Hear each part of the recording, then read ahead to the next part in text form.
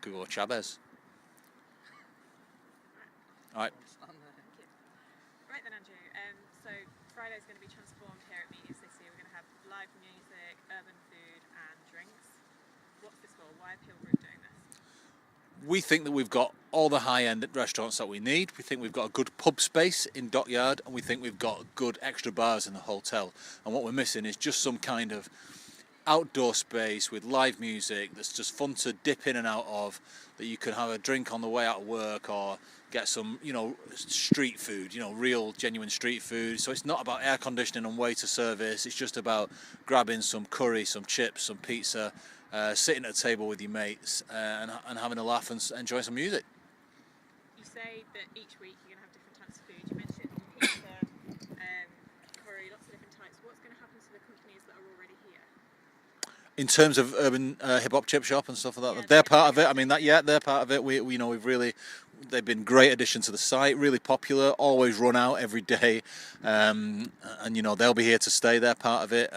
If you look around the site, we can fit a lot of market stalls, vans, and so on here, and we'll see how much it grows. If they think they're doing good business, they're running out of stuff, then those companies themselves will probably be the first in line to set something else up. But realistically, how many different types of food are you going to offer like that? You just think of it as like a small version of Manchester Christmas markets, but with more urban music.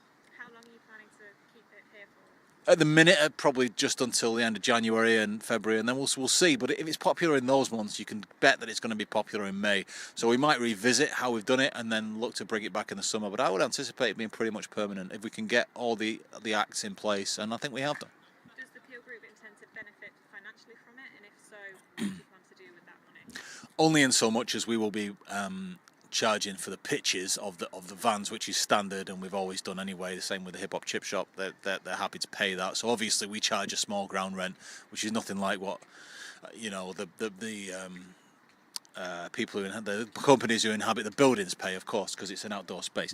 But there's nothing big on that at all. It's just we don't take a cut of the profits. We just charge a ground rent, and realistically, like I say, how many different ones can you put up?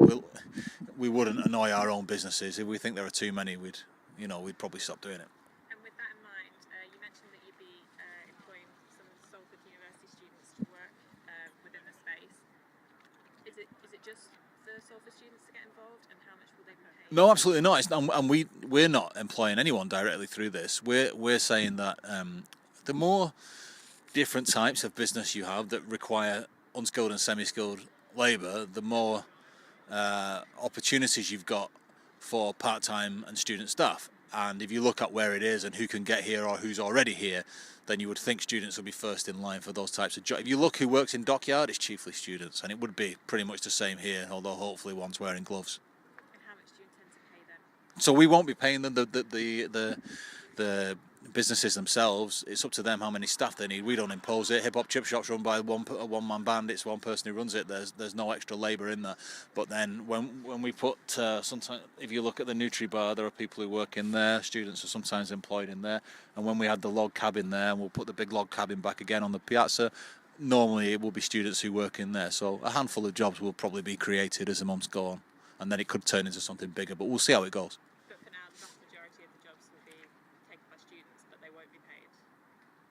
No, anyone who works serving the drinks or putting the food out, I anticipate will be paid. But it's up to the individual businesses what they do. We just rent the space. We don't enforce labour control. It's not our job.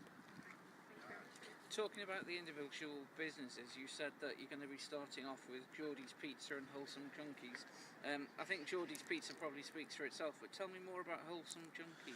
Well, the idea is that I guess you can interview them yourselves, of course, but I know they're not here just at this minute. So as far as I understand, fast food it tends to have a reputation otherwise known as junk food, and this is wholesome food. It just happens to be quick, so it's something you can get quickly. So you're talking about high-end bread, high-end lean burgers, free range chicken product, just fast food that's healthy. A lot of vegetarian and vegan products as well. So it is fast, but it's healthy. It's an alternative take on fast food, which is to say, it's ironically named Junkies because it's anything but junk.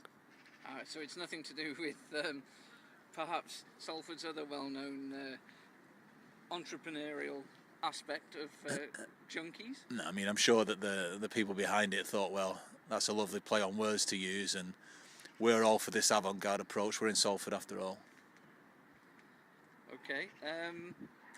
And you're going to have DJs and a band each Friday, so how do you envisage that working within the space? They'll just set up as anyone else would. If you put 2 decks here on a small stage, you can see that that's accommodated in Dockyard already really often, so it would be the same along that, but it's specifically that we're looking at hip-hop on this venue because it's just one thing we don't think is served.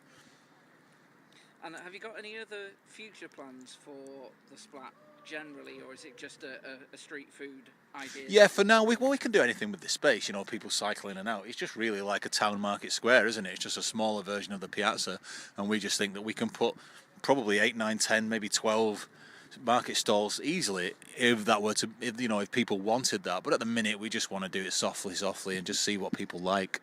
And if they're not here, people can walk and cycle through as they're doing now. Okay, and obviously you're the head of Parks and Landscape.